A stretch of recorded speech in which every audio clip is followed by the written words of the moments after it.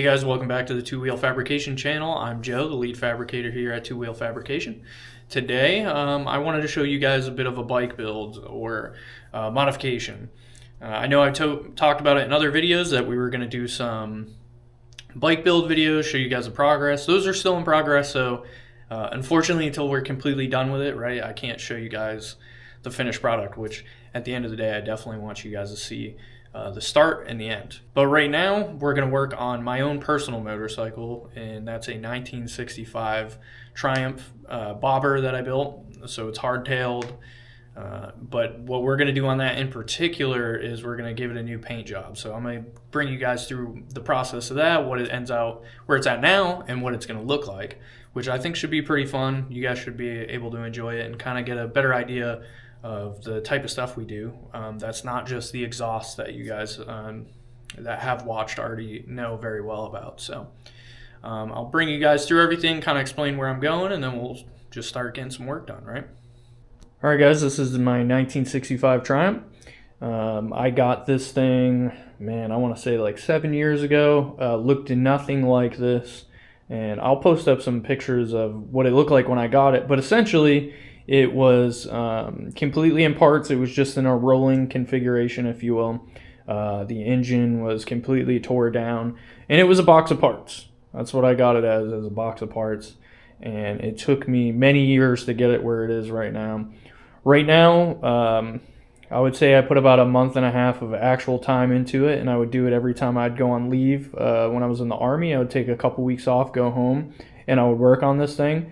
Works beautifully for the year it is, right? It's runs and drives. It has a paint job on it, dedicated to my grandfather at the time.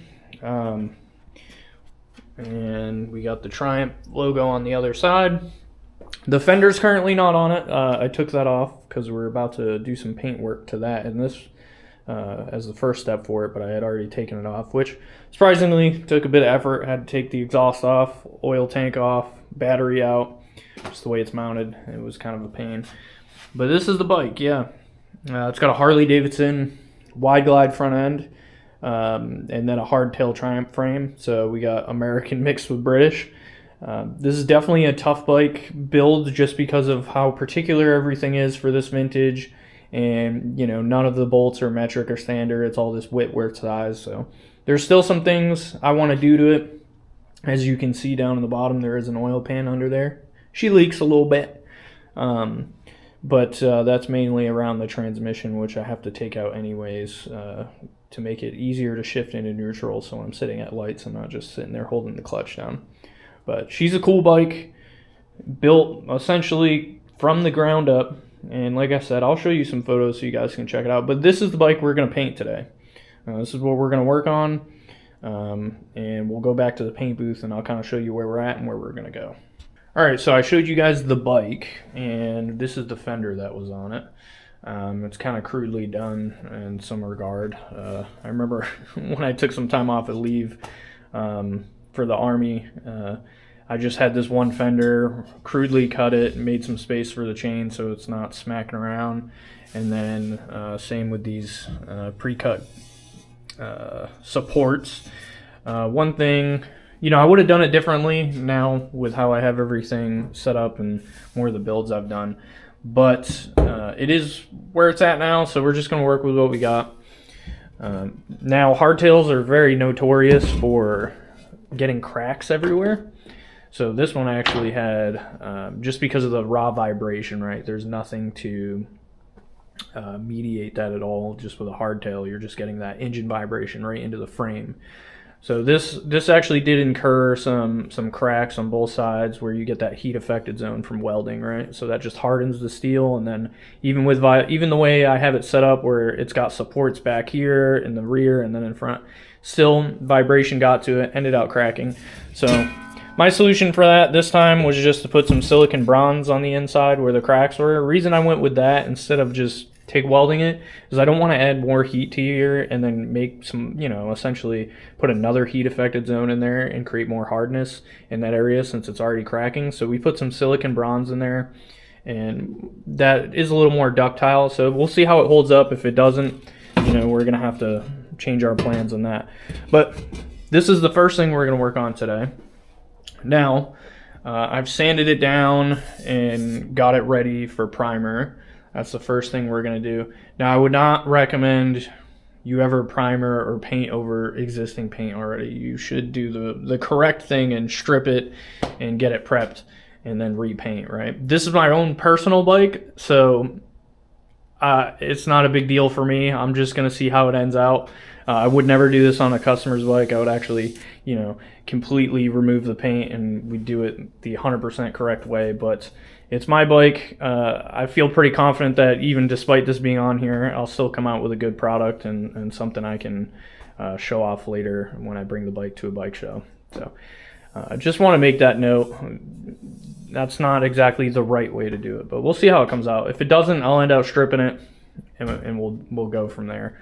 So everything's as sanded as I possibly can get it. I'm going to wipe it down, and then we are going to primer this up and use some high build primer.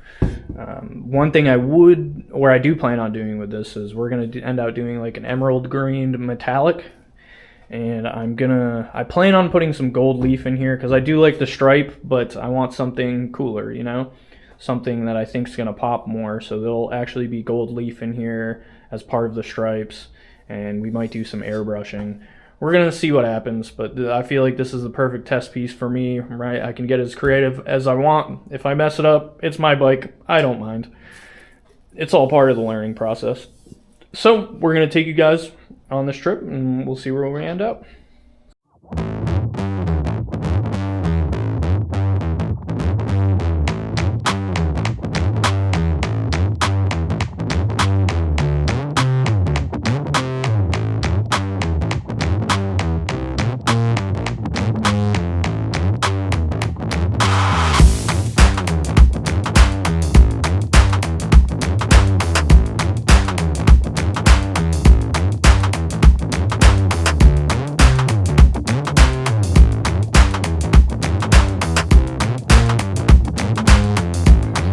Welcome back, guys. Last we left off, we were putting the primer on the fender. It's been a couple days. I'm still waiting on some stuff, so really haven't been able to make much movement. But we did get the fuel tank off, and I drained it of fuel, so I'm going to give it another day to a little bit of vapor that's in there, just because I do want to take these petcocks off, and that way we can actually sand all this down. This is going to be another one of those deals where I'm keeping the paint on there and I'm just painting over it. Like I said, you shouldn't do that, but I'm on a budget, so we're going to make this a good budget deal. Last time I did put stencils on here. So this was the original paint job I did and dedicated to my grandfather. We'll be taking this off, but I'll add something as an ode to him after. This is how our fender came out. Doesn't look too bad. There are some spots on it that need some addressing. It still needs to be wet sanded, so we'll actually see how that comes out when we're done.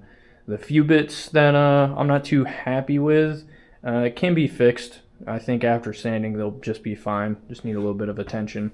But had this actually been stripped through, probably wouldn't have saw a couple of the small things I'm seeing. So we'll work around it, and we're going to keep moving forward. I'm just going to have to wait, like I said, for more supplies and stuff so I can actually get that tank all sorted out. It's a bit of a mess in here right now. But we're working on it. We're going to get there. And the first thing you guys are going to see for actually painting once we get this done is the base coat. So I'm pretty excited for that. You guys will see what color I'm choosing, and then we're going to try doing some advanced stuff. I think it's going to look pretty cool, but I'll keep you guys updated as we go along. And there you have it. We got that all sanded up and ready for some primer. The way I painted this the first time, believe it or not, it was all rattle can. So the clear coat you did just see on this prior was 2K, but prior to that I actually just used straight up rattle can, and it ruined the paint when the gas got on it. That stuff obviously doesn't stand up well. But I was in a time crunch, so I actually was trying to finish this motorcycle for my grandfather's funeral and dedicated to him, and I was about this close, and the bike just started giving me troubles. Me and this motorcycle have a very sordid history. As I tell everyone when they get their own bike or they're doing some sort of build of their own, that it's kind of like you got to break in a steed or something, right? Like they have their own energy to them, and they're gonna kick your butt along the way. And I will say this motorcycle has given me the hardest time out of any motorcycle I've dealt with by far.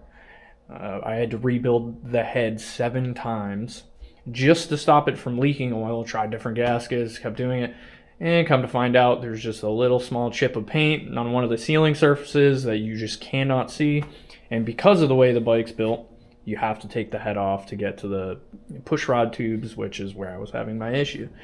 So I've had my fights with this motorcycle, and that's why, unfortunately, when I dedicated it to my grandfather, I never actually got to ride it at his funeral. So I was mentioning that I'm going to figure somewhere else to put this, but I do still have the file, so I think I'm going to do something cool with this. It's going to be a bit smaller, but I think we can integrate this into the new paint job and make it look pretty cool. How I did this originally, like I said, was with rattle cans, and then I cut a vinyl out, put it on there, sprayed over, peeled it off, and then cleared it. It actually came out pretty decent, but there were ridges, like you could feel them on both sides, which I had just sanded those down, so this is actually smooth now. There's no more of those ridges on here, which will help out for this next coat once I put this primer down. Got to get some primer, so we can do that one next. That one's all sanded up decently. There's no high spots. It's not perfect, like I said. This is not going to be perfect. I'm doing this on my off time for funsies. So we're going to go from there. Once we get that base coat down, get the primer down, we are going to get our first like true metallic base coat on. And then I have some really cool ideas for some of the designs I want to do on this. So I do want to keep that stripe on there, but I do want it to be out of gold leaf. So it's not going to be the entire centerpiece. We're going to split it into 2 and do some designs in the center. We'll see how it comes out. But ultimately, that is the plan. Trying to take this bike that's given me nothing but trouble, a little love. It is from 1965, so it's collecting Social Security already, which I am its benefactor, sadly. Or not, it is a cool bike, but it does give me trouble. So we're going to go from there, see where we end out, and hopefully I'll be able to report back with something cool. Alrighty guys, now we are finally about ready for that base coat. It's been a couple days. I had to go and get stuff, but now I got everything I needed. I also primed this and sanded it. I didn't wet sand this one, I actually dry sanded it. It seemed to work a little better for me. And then did a few spots on that one that I needed. Paint finally came in. It might be hard to tell, but there is metallic flake in this one. So typically, if I want to do something a little special with like a normal base coat, there's options out there. I primarily have used this stuff here, which is Bubble Top Silver Super Flakes. This stuff's pretty good. Depending on the amount you put in, you can go super heavy, super light. I just picked up some of this. I'm not sure I'm going to use that on this paint job. It's pretty cool, but it looks a little... I think it'll be too much with what's already in there because I'm not going to add anything to this base coat. We're going to do a lot of extra details later. Then I also picked up some green because I thought it looked really good. So at some point I might be messing with that. For now, we have everything we need already in this paint. So this is some cheaper paint, right? It's a Duplicolor paint shop, so it's all mixed, pre-mixed. Makes it easier when you go to actually spray it on. Obviously, if you go and get like the really expensive automotive stuff that you got to mix and whatnot, that's going to be the best stuff, but we're working on budget here. So one of those with the activator, it could be a couple $100, where I'm looking at $35 for this. And it actually works really good. I did a couple other things for myself with this particular paint, and I have no complaints whatsoever. Great base coat. Really, if the base coat goes down decent, your clear coat's really... is going to be that end product. So as long as you're using good stuff for that, you should be okay. Now, with this, so this is the stuff where, you know, you kind of don't see when when you get stuff painted. It's just the amount of effort that goes into just prep. Paint's one of those things where prep work is everything, and then you know the fun part comes later. So that's kind of, you know, a couple hours just in sanding, doesn't include the painting or whatnot, and you got to have a good attention to detail to make sure everything's flat, sanded good. So that makes a big difference. That's kind of what you're paying for when you try and get a paint job, and they're, you know, fairly expensive for good ones anyways. I'm sure you guys noticed too, do got some ventilation in here finally. Never a good idea to paint in an enclosed space. So I did do one of these with primer and a respirator on. I don't like doing that. And this is newly set up in this garage for painting anyways. It's, you know, it's nothing crazy, but it's enough to help keep the dust down, and I got enough lighting in here to see what I'm doing. But I did get a carbon filter, so that's going through some charcoal, I believe, so that helps neutralize things. And it's got an inline fan that's pumped outside, and then I do also have this fan hooked up over here, which is putting in fresh air with a filter on the end. Like I said, this is not some crazy high budget stuff. I just did what I could, so I'm not killing myself in here. But you'd be surprised what you can do with little, right? There's a lot of people on YouTube that do scratch and shoots and whatnot, and they come up with some pretty good stuff. But that's what we got for here. Not the world's most expensive setup, but it's not going to get me killed, and we're going to be able to see when we actually paint. So now I'm going to go on to the next part here, which is actually put this base coat on. So I'll keep you guys along the journey for that. I didn't think you wanted to watch me sand for an hour and a half painting that one, so we skipped ahead. But we'll start moving on the rest, and we'll go from there.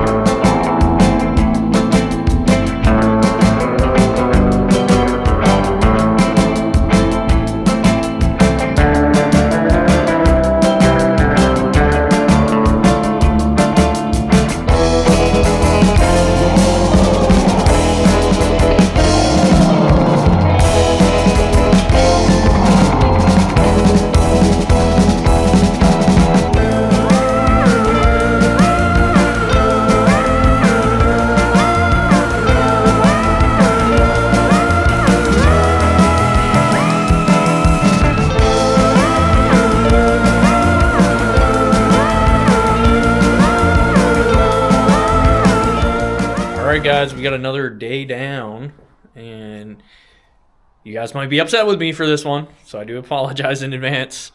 I ended up coming in here to do a few small things, and 5 hours later, it was 11 o'clock at night, and I got a bunch of work done and didn't record it. So I'm about to show you where we're at now, which is a very stark difference from the last base coat we put on there. So get ready for that. All right, let's show you what's going on, where I'm at, but I am going to bring you guys along for the clear coat, so you're going to get to really see all this stuff pop. This is all the work I got done. I got carried away and just did it all. It's not perfect. The gold leafing, my airbrush was giving me a lot of trouble, and it was not spraying correctly, so I need to tear it down and completely clean it out. So some of the glue on the gold leafing wasn't perfect, but once again, this is a budget build. I'm just trying to try some new things and put something cool on my old 65 Triumph. So we're gonna move ahead from here. I got everything blown off and ready.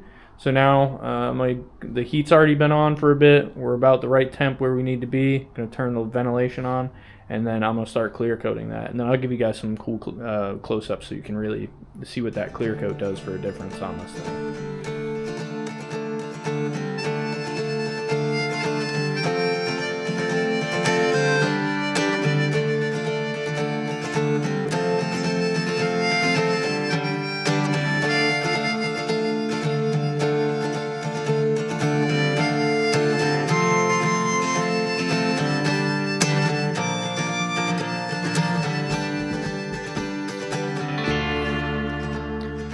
And the clear coat is on. I'm gonna show you guys what it looks like. It's still curing, but after this, I'll give you guys some cool B-roll of the finished product.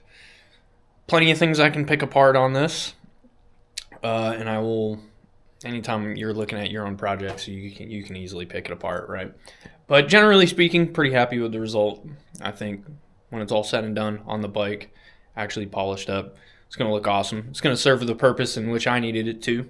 So no reason to be anything but happy at it. So I'm gonna show you guys real quick, and then we'll get some videos of the bike actually all put together and see what it looks like out in the sunlight.